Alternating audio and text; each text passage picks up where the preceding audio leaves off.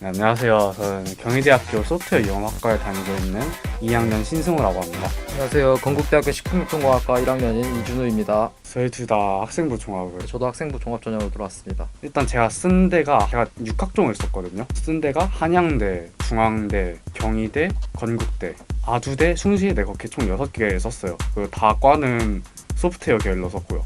그렇게 해서 저는 경희대랑 아주대, 숭실대는 최종 합격했고 건대는 1차만 붙었다가 떨어졌어요. 저도 6학종을 썼는데요. 저는 6개 모두 다 합격했어요. 동국대학교, 건국대학교, 인천대학교, 인하대학교, 충북대학교, 한양대 에리카학교를 썼는데요. 동국대학교랑 건국대학교는 식품 관련 학과를 썼고요. 인천대학교, 인하대학교, 충북대학교는 소비자학과를 썼습니다. 그리고 마지막으로 한양대 에리카는 경상학부를 썼습니다. 그리고 6개 모두 합격했습니다. 평가해 주시길 바랍니다. 고등학교 재학 기간 중 본인이 의미를 두고 노력했던 교내 활동 3개 이내를 통해 배우고 느낀 점을 중심으로 기술해 주시기 바랍니다. 논문 읽기를 통해 외식 기업에서 기업 성과의 재무적 산출과 비재무적 산출의 조화가 필수적임을 깨달았습니다. 외식 기업의 시장 점유율 확대 전략에 호기심을 갖게 되어 논문 읽기 대회에 참가했습니다.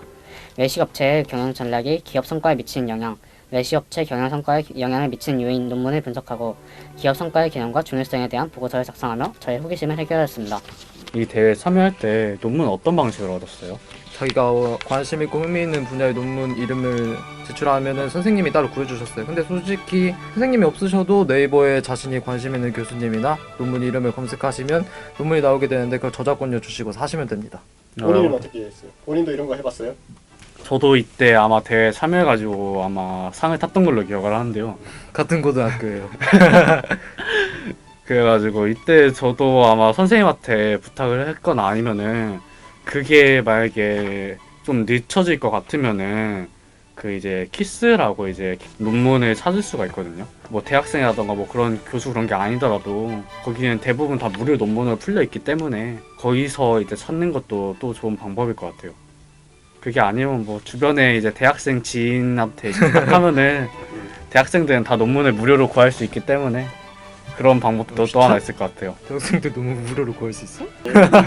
학교 도서관 홈페이지 이용하면은 도서관에 가본 적이 없어. 아니 컴퓨터로. 아 컴퓨터 컴퓨터로도 가본 적이 없어. 학교 도서관 홈페이지 가면은 이제 그거를 다 찾을 수 있어요. 학술 DB라고 해가지고. 역시 2학년이니까 다르네요. 자, 한 번은 이제 뭐 배려, 나눔, 협력, 갈등 관리 등 이제 그런 걸 사례를 통해 배우고 느낀 점을 기술하는 문항인데요. 일단 제목이 있네요. 시장님, 청소년 시급 좀 지켜주세요. 부령시 청소년참여위원회 목표 수립 중이었습니다. 저는 지역 청소년을 대변하기 위해선 많은 의견을 듣는 것이 중요하다고 생각하였습니다.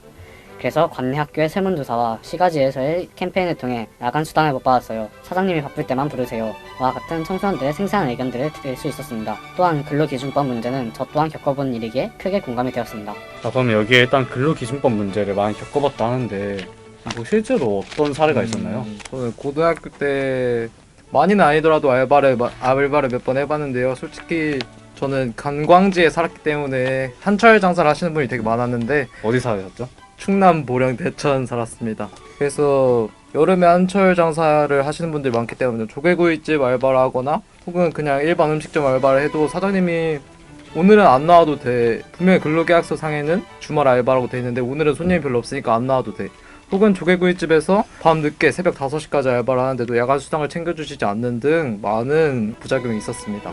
아 근데 진짜로 거기 보면은 이제 그냥 고등학생들 데려다가 써놓고서 돈 제대로 안 주고 그런 경우가 되게 빈번하거든요. 근로계약서도 안 쓰는 곳이 되게 많아요, 생각보다.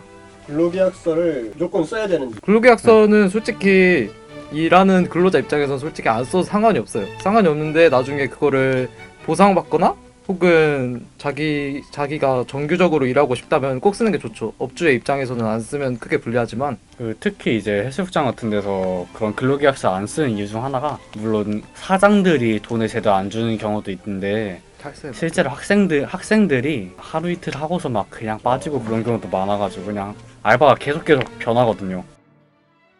저를 비롯해서 많은 저희 관 내의 청소년들이 이런 다양한 알바 문제를 겪고 있었는데요. 그래서 저희 청소년 참여위원회는 이런 문제점을 해결하기 위해 가장 큰 문제점의 원인이 청소년들이 근로기준법을 모르고 있다는 것을 깨달았는데요. 그래서 청소년들을 상대로 SNS 혹은 시가지에서 캠페인 활동을 통해 근로기준법 내용을 알려주는, 그리고 근로계약서 작성 요령 등 다양한 캠페인 활동을 통해 문제점을 극복할 수 있었습니다. 자, 이제 4번을 읽어볼 건데요. 건국대의 경우에는 이제 대학마다 이제 4번은 대학별로 문항이 다른데, 건국대는 지원하게 된 동기와 노력한 과정을 서술하는 거입니다. 그 글자는 1500자이고요. 현대 가족을 위한 행복한 식탁. 어린 시절 요리사가 되어 바쁜 일상 속 현대인들에게 다양한 맛을 느끼게 해주고 싶다는 목표를 갖게 되었습니다. 하지만 외식 경영 분야를 접하며 생각은 바뀌었습니다. 특히 고든 램지의 키친 나이트메어를 시청하고 활동 보고서를 작성하며 외식업의 경영 및 관리 측면에 대해 많은 것을 알 수 있었습니다. 영상은 상권 분석, 재고 관리, 식품 유통, 마케팅 등 외식 경영의 복합적인 요소를 보여주었습니다. 그래서 저는 단지 조리 실력이 저의 목표에 적합한 일수는 아니라는 생각을 갖게 되었습니다. 나아가 저의 목표 달성을 위해서는 유통과 소비 부분에서 소비자들의 수요를 파악하고 그에 따른 서비스를 제공하는 것이 필수적임을 느끼게 되었고, 식량 자원 생산과 유통 및 소비에 관련하여 생산의 효율성과 유통 효율성 제고를 통하여 소비자와 생산자 모두가 만족하는 것이 중요하다는 생각을 갖게 되었습니다. 평소 여러 활동을 통해 식품 분야의 마케팅을 연구하며 고객의 수요를 파악하기 위해 노력했지만 결론적으로 그래서 고객은 뭘 원하는데? 라는 질문에 답을 찾기는 어려웠습니다. 저는 원래 4번에 1500자를 지원 동기로만 1500자를 다 채우려고 했거든요. 근데 지원 동기로만 1500자를 채우다 보니까 솔직히 너무 루즈하다는 생각이 컸어요. 그래서 이 루즈함을 채우기 위해서, 교수님들도 다 축산대 소속 교수님들이신데 면접 보시는 분들도 축산대 교수님이실 거 아니에요? 그래서 어떻게 이분들을 매료시킬 수 있을까에 대해 고민을 하다가 고등학교 때 읽었던 사설인 국내 소고기가 비싼 이유를 자소서 소재로 사용을 해봤는데요. 이 비싼 소고기 가격을 줄일 수 있는 이유, 그리고 대체할 수 있는 방법에 대해서 주로 서술해봤어요. 한국 소고기가 왜 비싸요? 솔직히 한우는